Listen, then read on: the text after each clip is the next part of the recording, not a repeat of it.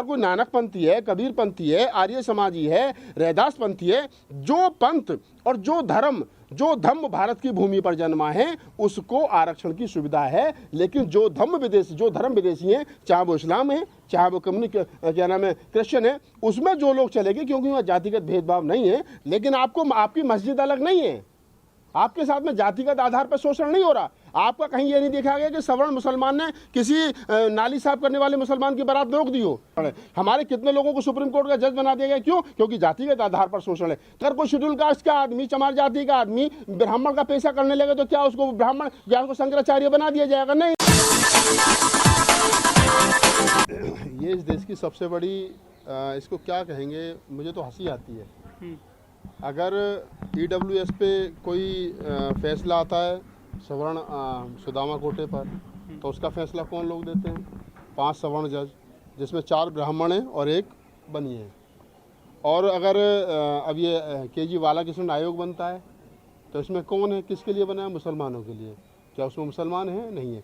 मतलब सरकार वो गेम कर रही है, सरकार मतलब रेवड़ी दिखा रही है और रेवड़ी जेब में रख रही है। जिन लोगों के लिए सुविधाएं लानी हैं, जिन लोगों के लिए सुविधाएं बनानी है, या जिन लोगों के लिए सुविधाएं देने का विचार है, उन लोगों को जो लोग सुविधाएं देंगे वो लोग सिस्टम में है ही नहीं। तो सरकार की ये बेईमानी है। सरकार को चाहिए कि वो सबसे पहले जातिगत जनगणना के जो आंकड़े हैं उनको प्रकाशित करे। 2021 की जनगणना जो होने वाली थी उसको करे, और उसके बाद में जाति ईमानदारी के साथ में, और उसमें एक कॉलम और जोड़े सरकार कि सरकारी बैंकों से जिन लोगों ने लोन लिया है और नहीं लौटाया है वो किस जाति के हैं और कितने % लोग हैं, ये भी पता चलना चाहिए कि सवर्ण समाज के लोग कितना सरकारी बैंकों को चूना लगा करके जैसे भागे। उसके बाद में आंकड़े जारी करें और फिर सरकार ईमानदारी से आयोगों का गठन करे और लोगों को सुविधाएं दे। ये शगुफाई और कुछ नहीं है। हाँ। अगर सरकार की कुछ नीयत वास्तव में ईमानदारी से देने की होती तो सरकार जातिगत जनगणना के आंकड़े जारी करती, तभी तो पता चलता ना। अब क्या हम मुसलमानों को, भाई पहली बात तो ये है कि जो विदेशी धर्म है, चाहे वो इस्लाम है, चाहे वो क्रिश्चियन है, चाहे वो अन्य कोई दूसरा धर्म है, जो भारत की भूमि पर नहीं धर्म और पंथ नहीं जन्मा है, उसमें कोई भी आदमी जब पहुंच गया तो बराबरी में चला गया। अब क्रिश्चियन में जाने के बाद में आपने ऐसा तो नहीं देखा होगा कि भाई उसके साथ में जातिगत भेदभाव हुआ। इस्लाम में जाने के बाद में आपने ऐसा तो नहीं देखा होगा उसके साथ में जातिगत भेदभाव हुआ। आप मुझे पूरे इस्लाम में बता दीजिए, जो अगर कभी कोई शेड्यूल कास्ट था, अगर वो मुसलमान मर गया तो उसके साथ में जातिगत भेदभाव हुआ? नहीं हुआ ना। तो जब उसके साथ में जातिगत भेदभाव हुआ ही नहीं तो फिर आरक्षण किस लिए?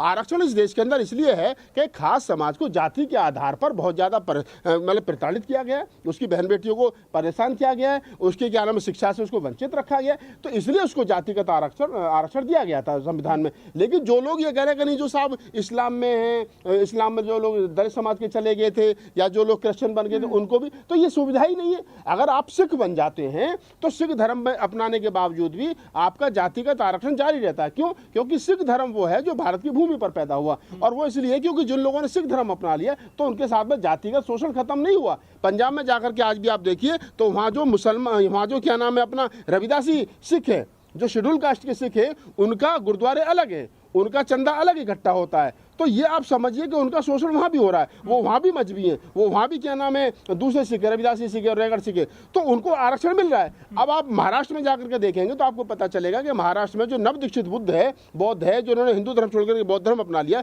तो उनको सारी सुविधाएं SC ST वाली मिल रही हैं। अगर कोई नानक पंथी है, कबीर पंथी है, आर्य समाजी है, रैदास पंथी है, जो पंथ और जो धर्म भारत की भूमि पर जन्मा है उसको आरक्षण की सुविधा है। लेकिन जो धर्म विदेशी हैं, चाहे वो इस्लाम है, चाहे वो क्या नाम है क्रिश्चियन है, उसमें जो लोग चलेंगे, क्योंकि वहाँ जातिगत भेदभाव नहीं है। जब शेड्यूल कास्ट के लोगों ने या OBC के लोगों ने क्रिश्चियन धर्म अपनाया तो वहाँ पर उनके लिए स्कूल खोले गए, बराबरी दी गई। जब मुस्लिम धर्म अपनाया तो बराबर मस्जिद में बैठा करके मौलवी ने सबको नमाज पढ़ाई। तो आप इस बात को समझिए कि जातिगत भेदभाव वहाँ नहीं है, और जातिगत भेदभाव जब वहाँ है ही नहीं तो फिर आरक्षण कैसा? तो सरकार मूर्ख बनाने का काम कर रही है, और देश के अंदर मूर्खों की संख्या, मूर्खों से बड़ी चहल पहल है।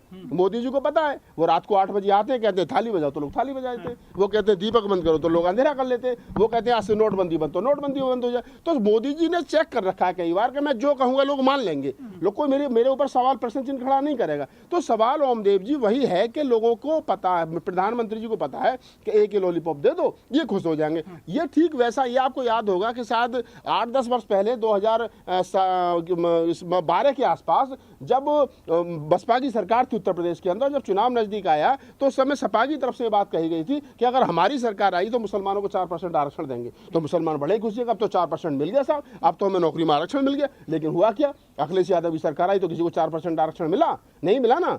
मोदी जी ने कहा कि भाई हमारी सरकार आई तो हम सबको 15-15 लाख देंगे, तो क्या किसी को 15 लाख मिले? नहीं मिले ना। तो ये ठीक वही एक और जुमला इसको मान लिया जाए मोदी सरकार का, और उनको पता है कि जिन लोगों के हम बारे में बात कर रहे हैं उनकी साक्षरता दर कितनी है। ठीक है सर। वो धर्मांतरण की तो बात ही नहीं कर रहे ना, वो ये कह रहे हैं कि हम लोगों को चिन्हित करेंगे, जो एससी हैं, जो वो काम कर रहे हैं उसके आधार पर हम उनको एससी मान लेंगे। यही है ना पैमाना। क्या अगर कोई मुसलमान आज की तारीख में चमड़े उतारने का काम करता तो हम उसको चमार मान लेंगे, मान लेंगे। लेकिन वो क्या वास्तव में इस्लाम धर्म छोड़ करके दलितों की चमार जाति में शामिल किया जाएगा उसको? नहीं ना। अब चमड़े का काम तो इस देश के अंदर ब्राह्मण भी कर रहा है। ये टाटा बिरला और ये जितने जूते बनाने वाली बड़ी कंपनियां हैं, रेड चीफ और फलाना और ढिमाका, ये कौन है? किसी चमार की तो है नहीं, किसी भंगी की तो है नहीं, किसी पासी खटीक की तो है नहीं। ये कौन है? ये बड़े डालमिया और टाटा हैं, उनकी है। तो क्या इनको चमार मान लिया जाए? तो क्या सरकार इनको आरक्षण देगी? लेकिन आपको आपकी मस्जिद अलग नहीं है, आपके साथ में जातिगत आधार पर शोषण नहीं हो रहा। आपका कहीं ये नहीं देखा गया कि सवर्ण मुसलमान ने किसी नाली साफ करने वाले मुसलमान की बारात रोक दी हो।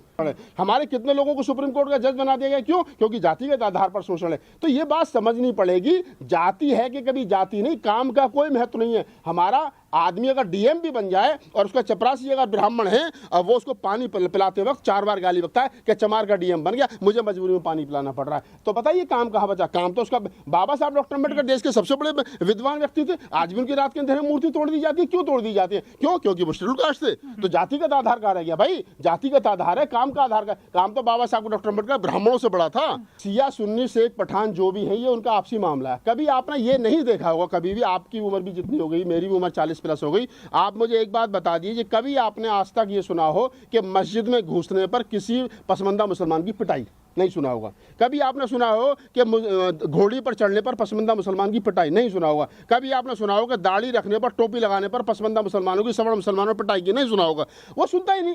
क्यों? कारण है कि वहाँ वो भेदभाव है ही नहीं यार। और मैं वही फिर बात रिपीट कर रहा हूँ कि जो पसमंदा मुसलमान खुश हो रहे हैं कि हम जो है वो अब हमारी गिनती जो है वो दलितों में हो जाएगी, वो इस्लाम का भी अपमान कर रहे हैं। जिस इस्लाम ने आपको मान सम्मान दिया, बराबरी की मस्जिदें दी, बराबरी के मदरसे दिए, आज अगर आप इस बात का समर्थन कर रहे हो तो आप मोदी सरकार के तो झांसे में आ ही रहे हो, साथ ही इस्लाम का भी आप अपमान। पैसे के दम पर आरक्षण है ही नहीं तो मिल कैसे जाएगा? अगर कोई शेड्यूल कास्ट का आदमी, चमार जाति का आदमी ब्राह्मण का पैसा करने लगे तो क्या उसको ब्राह्मण, क्या उसको शंकराचार्य बना दिया जाएगा? नहीं। काशीराम साहब को दलित नेता कहा जाता है। राष्ट्रपति को राष्ट्रपति बनने के बाद में नीचे बिठा करके पूजा कराई जाती है। क्या आपने सुना कि जीतन राम मांझी को मंदिर में नहीं घुसने दिया था? आप मुझे बताइए इस देश के अंदर कितने मुस्लिम राष्ट्रपति हुए? क्या एपीजे अब्दुल कलाम को राष्ट्रपति बनने के बाद में किसी ने मस्जिद में जाने से रोका? नहीं, उनका सम्मान हुआ। मनमोहन सिंह साहब थे, देश के प्रधानमंत्री रहे, जब वो प्रधानमंत्री बनने के बाद में गुरुद्वारे में गए तो उनका सम्मान हुआ। लेकिन अगर दलित समाज का आदमी राष्ट्रपति बनने के बाद में मंदिर में जाता तो सीढ़ी बैठ करके पूजा करनी जाती। इसे कहते हैं जातिगत शोषण। आरक्षण उन लोगों के लिए था जिनका जातिगत आधार पर शोषण हुआ है, और जिन लोगों ने जाति को छोड़ करके धर्म में घुस गए, इस्लाम में चले गए, कम्युनिस्ट क्या नाम है, ईसाई, तो जिन्होंने अपना ली, तो उनके यहाँ जाति का शोषण खत्म हो गया ना। मैंने पहले एक्सप्लेन कर दिया उसको कि आप मुझे बता दीजिए आज़ादी के 70 साल के बाद में और आज़ादी से पहले भी कि ईसाई धर्म अपनाने के बाद में किसी का शोषण हुआ तो मुझे एक उदाहरण दे दीजिए। क्या मुसलमान का शोषण हुआ तो मुझे एक उदाहरण दे दीजिए, क्योंकि वहाँ शोषण है ही नहीं, वहाँ सब अलग मस्जिद है ही नहीं। वहाँ आपने देखा कि पसमंदा मुसलमानों की अलग मस्जिद है नहीं है ना। लेकिन आपने देखा कि जो जिन लोगों ने कम्युनिस्ट धर्म अपना लिया, वो क्या नाम है, ईसाइयत अपना ली, तो उनके अलग चर्च नहीं है ना। लेकिन हाँ, ये जरूर है कि जिन लोगों ने सिख पंथ को अपना लिया उसके बाद भी उनके गुरुद्वारे अलग हैं। दलित जो है वो जानता है, वो राजनीतिक भी है, वो पढ़ा लिखा भी है, वो समझदार भी है, और वो संविधान पर एक नज़र संविधान पर रहती है उसकी, और एक नज़र भारत दिल्ली की गद्दी पर रहती है। तो उसको पता है उसके अधिकार कहाँ सुरक्षित हैं। वो लड़ता भी है, जब लड़ता तो 2 तारीख को लठ लेकर के निकलता, पूरा भारत बंद कर देता, एक दिन में हिसाब किताब बराबर कर लेता है। मुसलमानों के साथ में दिक्कत क्या है कि मुसलमान जो खुश हो रहे हैं उनके पास में क्या है कि चलो मैंने एक बार 1% मान भी ली कि भाई आपको आरक्षण मिल भी गया तो नौकरी में कौन जाएगा?